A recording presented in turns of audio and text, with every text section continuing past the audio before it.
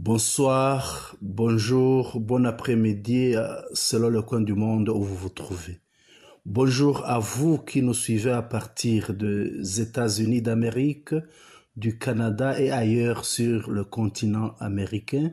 Bonsoir en Europe, en Asie et en Océanie. Bonsoir à vous qui êtes dans la région des Grands Lacs. Bonsoir au Burundi. Bonsoir au Rwanda, à Goma, à Rutshuru, à Kanyabayonga, à Kichanga, à Butembo, à Mweso, à Gashuga, à Kalembe. Bonsoir à Mushaki, Matanda, Kagundu, Rubaya, Bweramana, Kiroche. Bonsoir à Sake. Bonsoir à vous qui êtes à Mugunga. Bonsoir à Bihambwe. Bonsoir à Kasehe. Bonsoir à Kitsumbiro. Bonsoir à Hutwe. Bonjour à tous ou bonsoir à tous. Nous vous souhaitons la bienvenue aux ondes de la radio-télévision Nouria Mashariki. Voici les principaux titres de notre édition française du 7 novembre 2024. Nous parlerons de la situation sécuritaire à Masisi, à Lubero et à Butembo. Masisi. Il y a eu des affrontements sporadiques et intermittents au niveau de Gatare. Ceci fait suite à la perte encaissée à Gisuma par les Wazalendo et FRDC et Burundais déguisés en Wazalendo jusqu'à 10h30 de ce samedi 7 décembre 2024. En l'après-midi d'aujourd'hui, des tirs se faisaient entendre seulement aux environs de Gatare. Tandis qu'à Lubero s'aperçoit un mouvement de blindés et de chars de combat fuyant les lignes de front pour se réfugier à Butembo.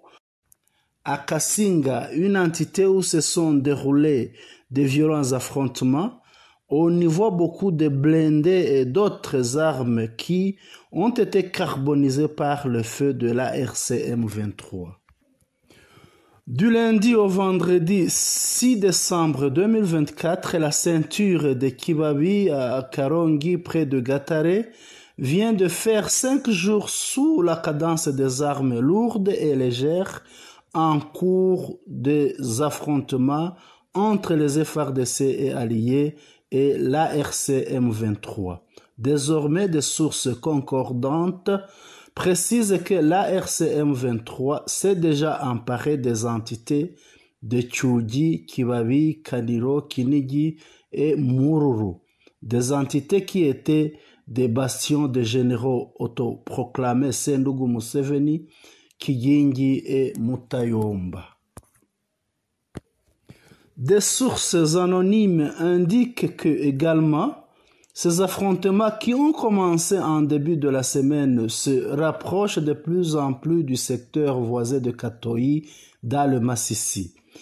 Le M23 gagne du terrain au nord Kivu malgré le cessez-le-feu signé à Luanda. Et bien sûr, c'est un cessez-le-feu qui n'engage pas la FCM 23.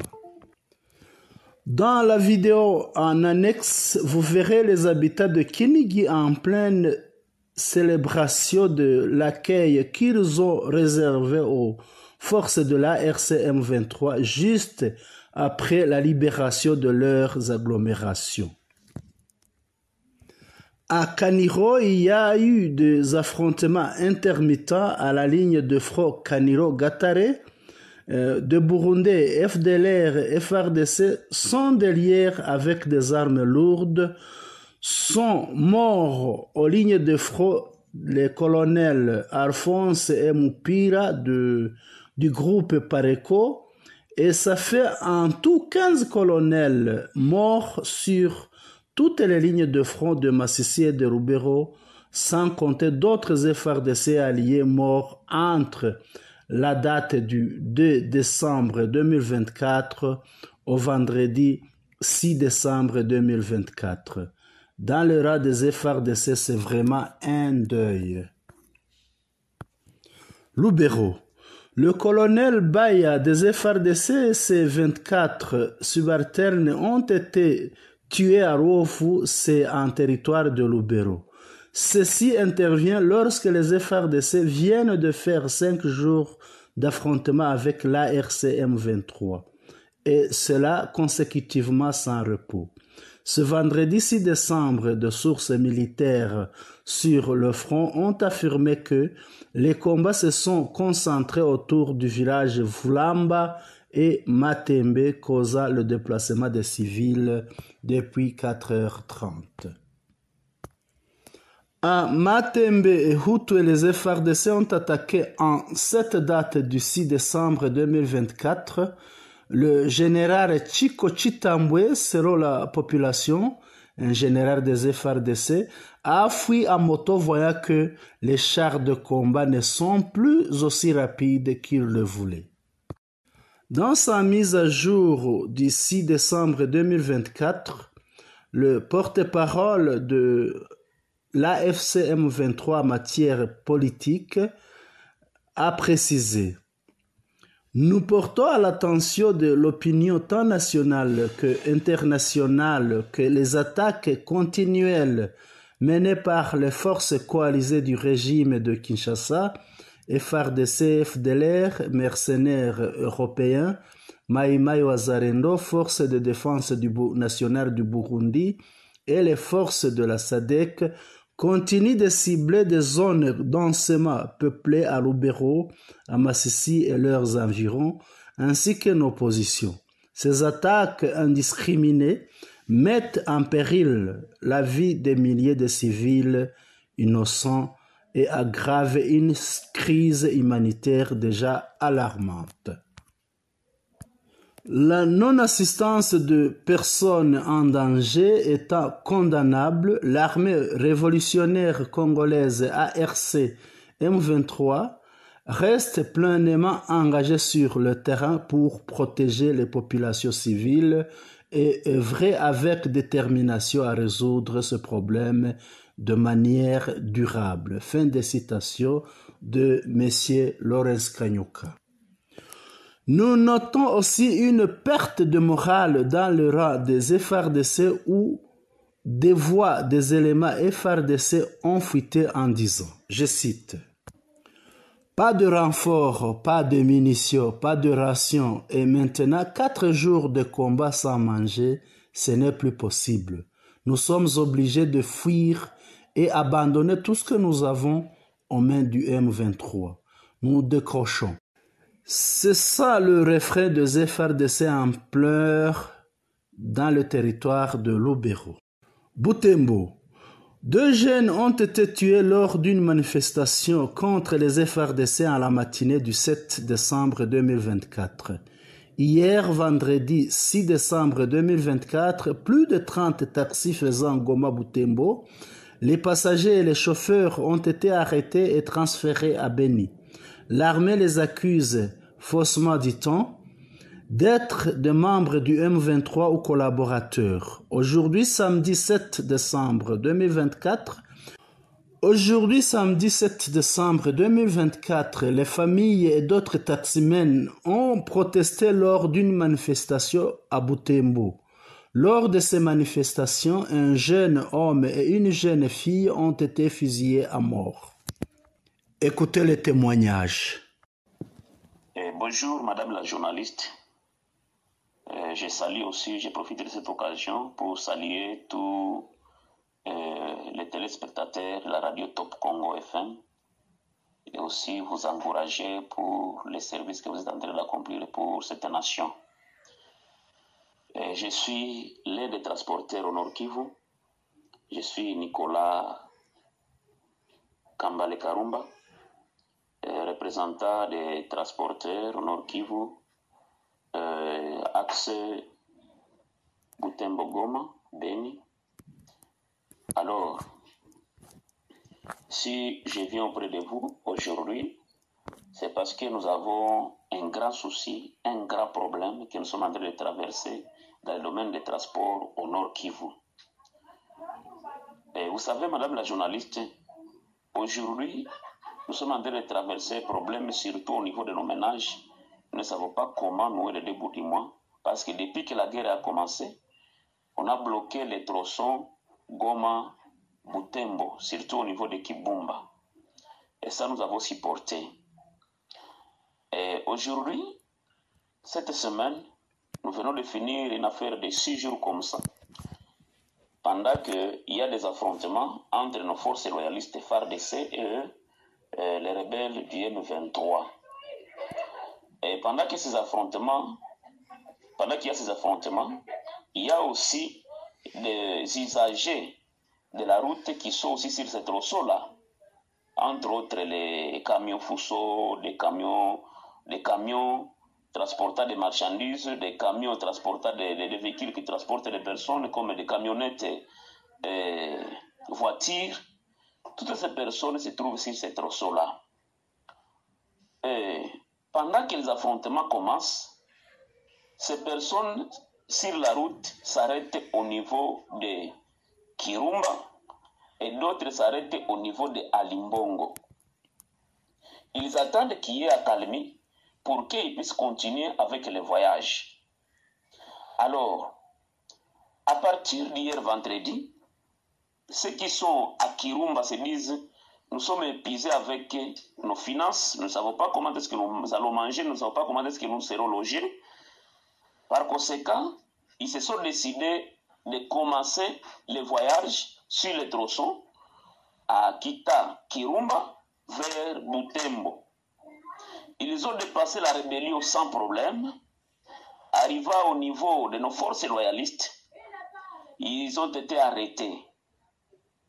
Et là, sous motif que non, c'est eux qui viennent en aide aux rebelles du M23.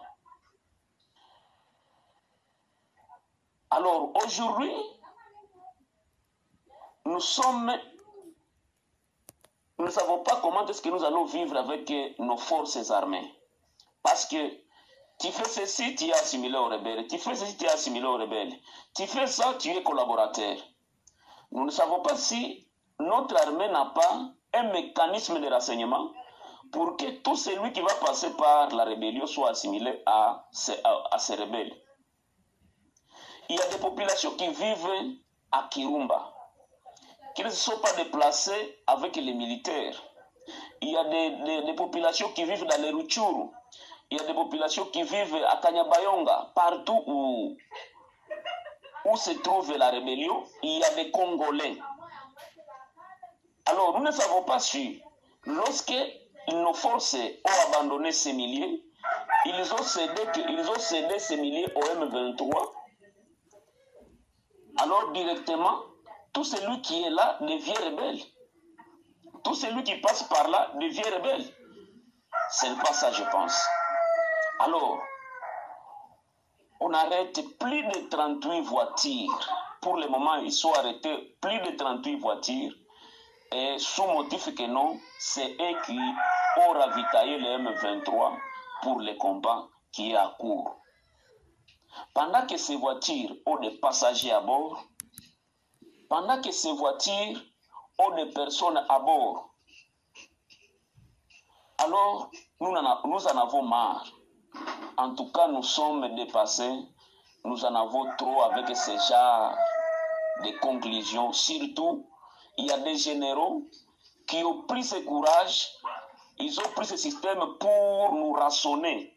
Dernièrement, on a arrêté plus de 10 Fuso, plus de 10 camions Fuso, transportant des carburants pour les populations de Kirumba, Kanyabayonga et aussi les milieux périphériques vers Luofu là-bas, on avait arrêté plus de 10 Foussons. Et ils ont été dépêchés à Beni. Soi-disant que non, c'est eux qui collaborent, c'est eux qui ravitaillent le M23. De tels motifs montés pour ne fût-ce que chercher l'argent auprès de ces populations, ça nous révolte. Ça nous révolte. Nous n'allons pas continuer à vivre avec ce genre de système. Nos forces sont venues pour combattre l'ennemi et non pour combattre la population. Et non pour encourber la population et non pour affausser la population à mal vivre. Si nous ne sommes plus congolais, qu'ils nous disent, si nous n'avons pas le droit de chercher comment est-ce que nous allons vivre, qu'ils nous disent, parce que si ces populations, si ces transporteurs sont en train de se donner pour prendre les personnes de Goma Butembo, c'est au sacrifice de leur vie. Parce que traverser aussi les zones rouges, ce n'est pas facile. Alors, lorsque nous atteignons nos frères, ceux qui peuvent nous encourager, ceux qui peuvent nous dorloter, alors nous trouvons que ça devient encore une casse-tête. C'est pourquoi nous lançons un appel aux autorités nationales, aux autorités militaires nationales, au président de la République, d'interpeller ce général qui est à Beni, qu'il soit interpellé pour ce cas, parce que nous sommes révoltés. Nous sommes révoltés. Et pour ce moment, nous avons décidé de barrer la route parce que vous ne pouvez pas prendre plus de 38 voitures qui ont des personnes à bord et vous dites que non, toutes ces personnes-là, vous allez les incarcérer au niveau de Beni. C'est quelle mentalité ça? Quelle mentalité ça? Il faut qu'ils nous disent.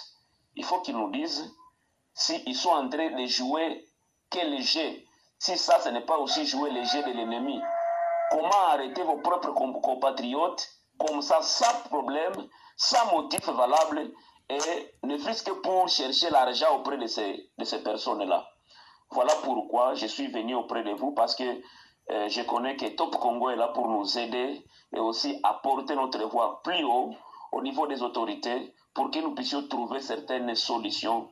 Je vous remercie et j'espère que cette voix va atteindre les autorités de cette République et surtout les autorités militaires, mais aussi le président de la République. Je vous remercie. Vous l'avez écouté, les citoyens qui font du commerce et qui sont obligés de passer entre les zones sous contrôle de l'ARC M23 et celle de FARDC sont souvent arrêtés et accusés d'être des espions de l'AFC M23. Auditeurs, auditrices, nous vous remercions pour votre aimable attention. Le nouveau, n'oubliez pas de presser sur subscribe qui s'est fait une fois pour toutes. Pressez aussi sur like qui s'est fait une fois pour toute émission. Partagez aussi notre édition à vos connaissances et faites-nous vos commentaires. Bonne soirée. Vous étiez avec Senhama.